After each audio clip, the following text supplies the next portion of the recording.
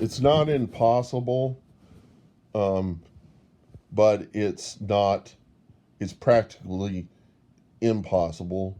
It's not completely impossible, but it's practically impossible for an iPad or any of the Apple devices to get viruses.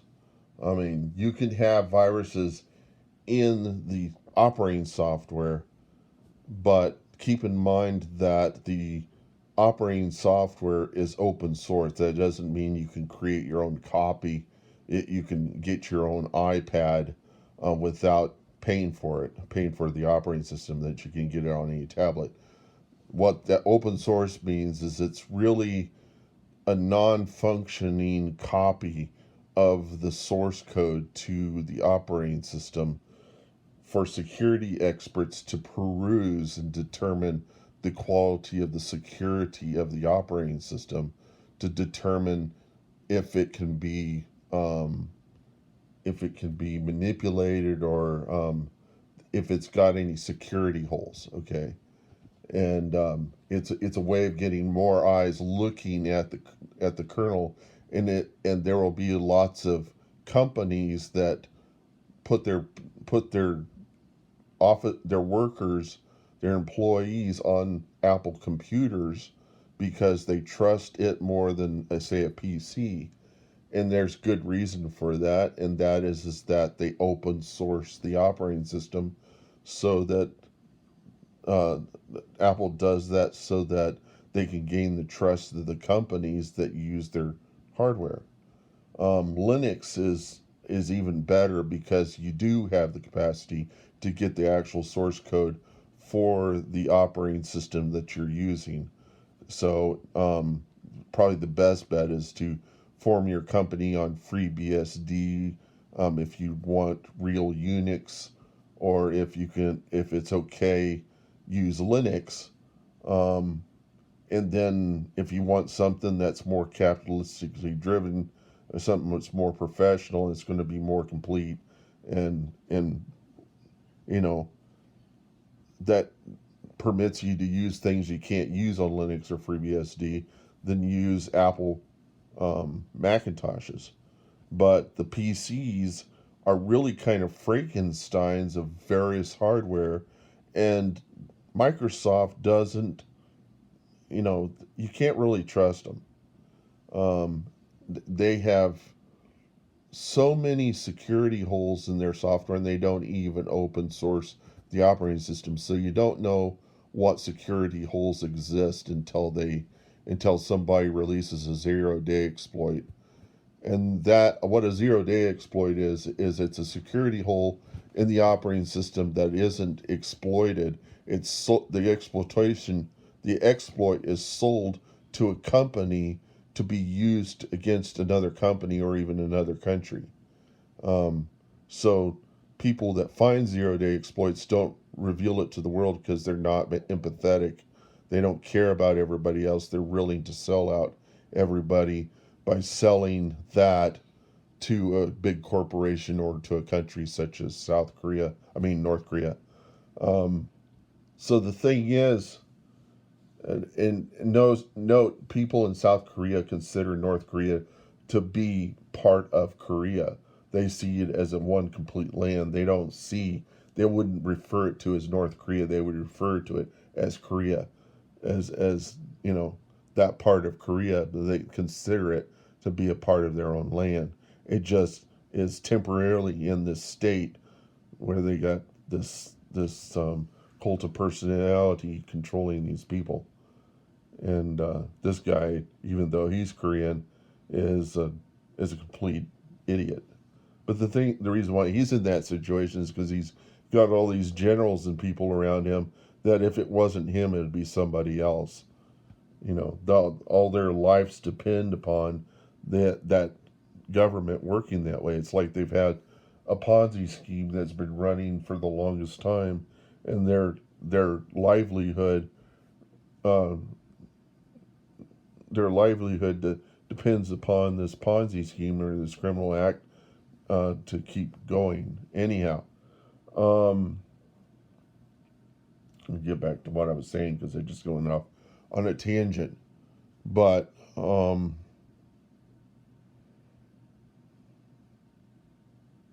that's 0-day exploits. The thing to be learned here is that if you're on an iPad, and this is not the same case with an Android because Android can use the Google App Store to install applications. If you're going that route, no, you won't have any viruses on your Android. But if you sideload any apps to get out, say, instead of paying for an app, you would rather just copy an app from your friend's phone and then use it on yours by sideloading it on or using an APK from an untrusted source, or however it is that you're getting your APKs. You put your APK on your that's what they're called, the packs. That's how you install stuff onto Androids. It's much easier to install stuff onto Androids because they don't have to be jailbreaked like they do on the iPads. If you jailbreak your iPad or your iPhone or whatever, you're a glutton for punishment and it makes no sense. I mean, I would say this to malware designers, and people would say, why would you tell a malware designer to do this? And I'd say, because it's in their best interest to do this, and it'll force people to do the right thing, which is to use an app store or a package manager rather than use untrusted sites. And that is it's in the best interest of a malware designer to exploit the people who are uh, going to use their exploit, you know. So if you use exploits, you're going to be exploited. It's in the best interest of the malware designer to do that. Um, some malware designers might be philanthropic, but keep in mind they're in an environment where other malware designers are going to abuse the people. They're going to exploit the people. And so you're probably going to have to create a a a more professional business like community that is got its own whistleblowers and oversight to prevent and methods to prevent malicious activity on the systems, because that's going to permit viruses in, you know, to the into the phone or into your iPad or whatever.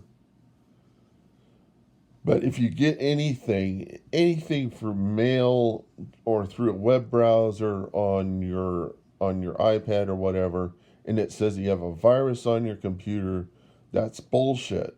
The only way you can get a virus on those devices is through the App Store, and if Apple detected that there was any kind of malware on anybody's device from their app store, they would find the app that's doing it, or actually they know the app that's doing it, because each application runs inside of a sandbox inside of the operating system. The apps don't have the capacity to detect where they're at. You know, they're kind of limited by what resources they can access in what ways. They have to interact directly with the operating system. For that reason, they can't really be they can't really do virus-like activities. And so Apple will know for absolute sure, not that they couldn't steal your name information if they gave it to you. You have to be careful what information you give these applications. That's not what it's protecting you from. It's protecting you from that application ruining your entire environment by corrupting your data files on other applications that you've got on your device, by using the address book or whatever to spam your contacts. You know, that kind of stuff might happen on Windows, but it's not going to happen on an iPad or an iPhone device because the operating system is in control. It won't happen unless you give the application the capacity to use the address book And when they want to use the address book, the operating system is going to give you a requester that tells you the application wants to use your address book. And if you say no, the application might not work, but you might have to wonder if it would not work because it's not getting your address book, then you probably don't want to install it anyways because it's going to use your connections. It's going to use the people that trust you. And if you trust that application to access that address book, you're not really trusting that you're not really representing. I mean, you're permitting that company to use your trusted friends to spam them with stuff that's going to ruin your relationship with your friends. And so, just keep aware of that. But if you ever see a message that says you got a virus on your iPhone or your iPad, that's what we call Phish. And the Phish got its name from a 90s band called Phish. Phish. But it's called phishing.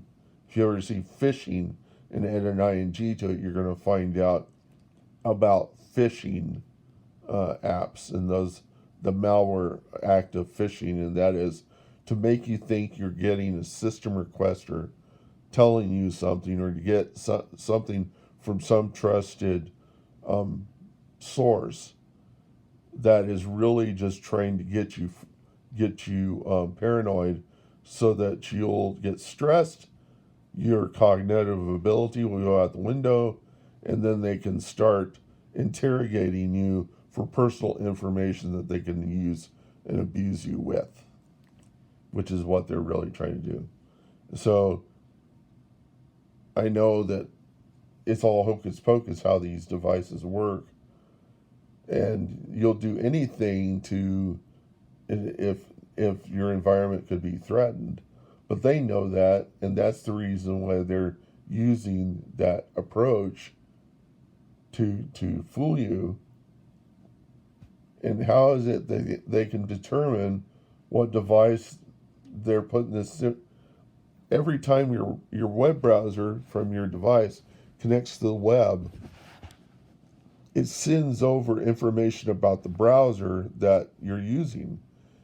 And the person on the other end can determine kind of what operating system you have by that information.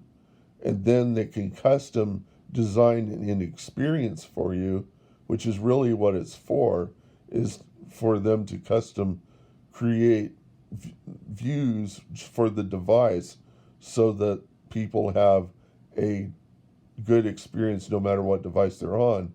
But a malware designer would use the same system to throw up things that look like system requesters that are really just pictures that or flash like applications that run inside the web browser that look like a requester that you can interact with like a requester, but are not system requesters.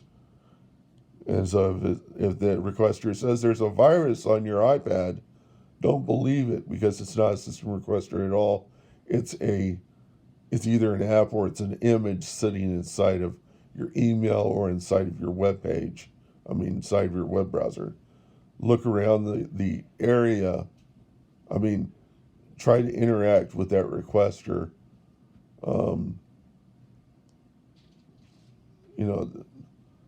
Just don't trust it. It's very hard to put a virus on an iPad.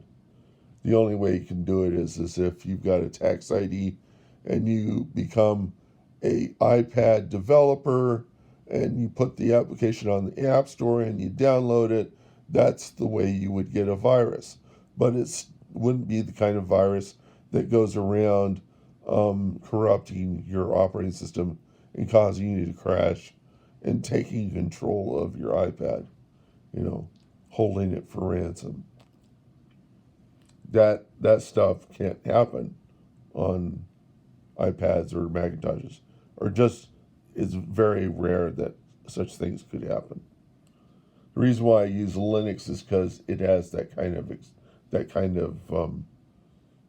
environment that you're relatively sure the government doesn't have the capacity to come in and look in on what you're doing, because Linux is managed by developers who are from all sorts of countries, and they all have equal intentions to keep the U.S. government from finding out what is going on inside of your version of Linux.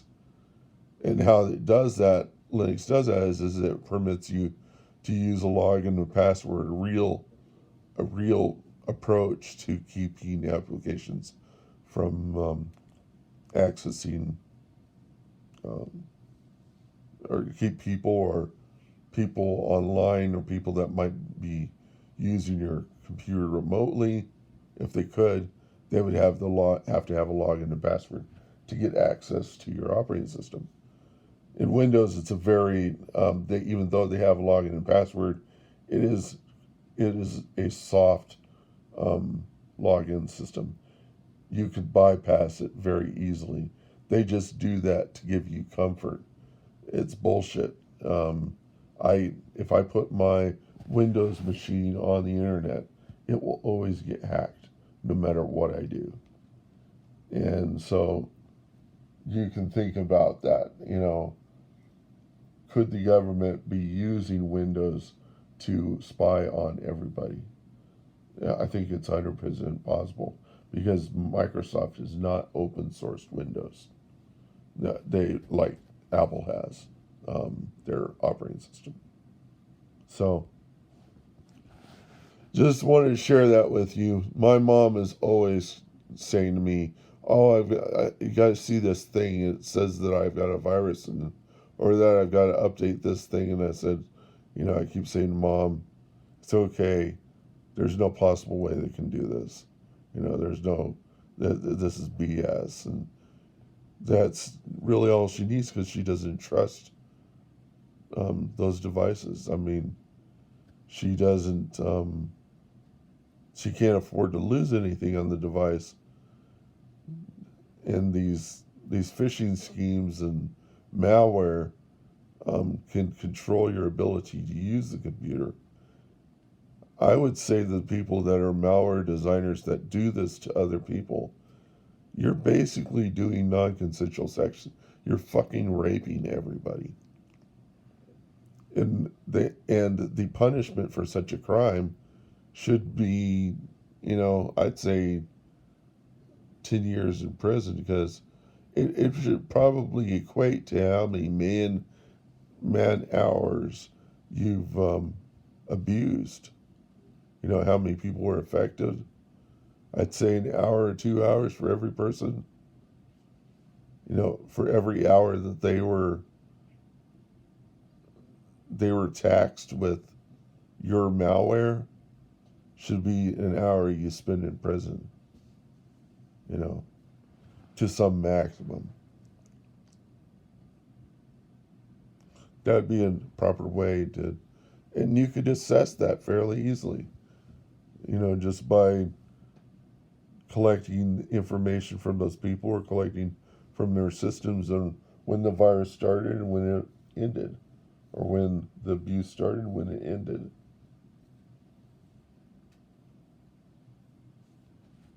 But you can't have absolute justice. It's not possible, and you can't get people to follow laws. They're always going to figure out some way to break the law, because as long as they don't get thrown in jail, they're going to test to see what they can do. And that's the way the corporations work, is they will do something as long as nobody gets in the way, as long as there's no whistleblowers. And it was because when George W. Bush took reigns as president, he eliminated the whistleblowers the same way Reagan did. He eliminated the whistleblowers, and guess what? We got a housing bubble. We got we had the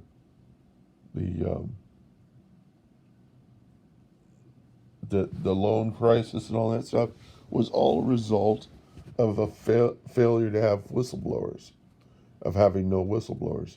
And when COVID hit, the reason why it did so well in this country is that we had just that Trump had dismantled the response to the government's organization that was dealing with the potential of a bioattack. You know, they had relinquished their resources, and so they didn't have the masks in place to protect the people when COVID hit. They didn't have N95 masks for everyone, and so now they do, and they're free N95 masks at my local Kroger store, but it doesn't seem like people know the advantages of these masks. Different from the masks you're using now.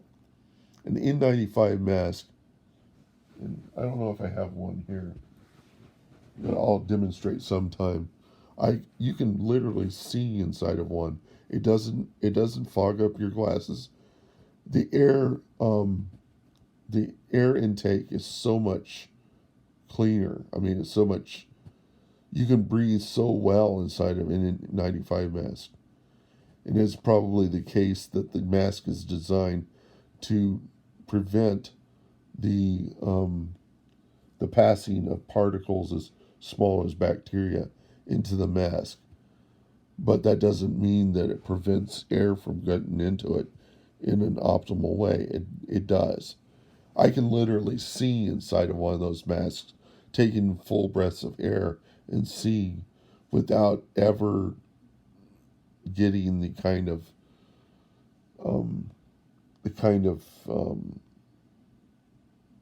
throughput. It won't smother you. I mean, it won't ruin your ability to intake air. I mean, it doesn't. It's not taxing on the lungs at all. They're a formed mask, and they do make you look like a surgeon, but they're much better than anything I've used for a mask so far. And they were free at Kroger, and people weren't picking them up. It was, it seems like people don't.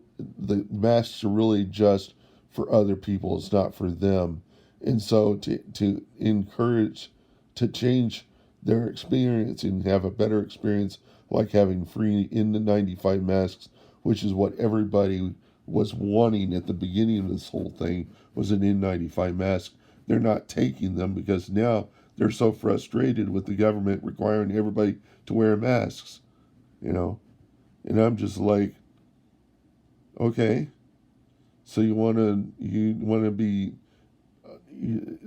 this is a tax on your ability that the government's forcing you to do this, In reality, who are you really not going to wear the mask for? For yourself or for others? And, it's like we've got a whole world of crybabies that feel entitled to have certain freedoms. And they're essentially sacrificing the lives of others in order to maintain their lifestyle, which is not much different than what I was saying in the previous video about this guy in Holland who was outing all the Jews there so that the Nazis would take them in order to save his own life. That's the same sort of psychology of people who refuse to wear masks. They're willing to sacrifice the lives of others in order to maintain the kind of lifestyle they prefer. And we're trying to eliminate a virus, and they don't give a shit. And they don't have a problem with getting the virus. And everybody who's gotten the virus is saying, you don't want this virus. And that's the reason why people are wearing masks. And if I could point out a better experience to someone, I would rather they take it, but they won't. They don't give a shit. They're not concerned about anybody else. I'm sure they're stressed out the wazoo. And what does that do? That gives you tunnel vision. You don't see anybody else. You only see yourself. You're not able to cognate. You're not able to think straight. You think that you're okay, but you're not. And it's because you're overstressed. And you need to do something about that stress so that you can also do something about the environment that we're dealing with here. And, don't get upset over things that are happening in the world. You don't have control on it one way or another, you know. So if the government requires you to wear masks, wear a mask. You fully understand what the risk is here. We're trying to slow down. It's not so much to get rid of the COVID virus, but to slow down the amount of people that come in to our hospital systems. It's a tax on those doctors to have you have your own lifestyle.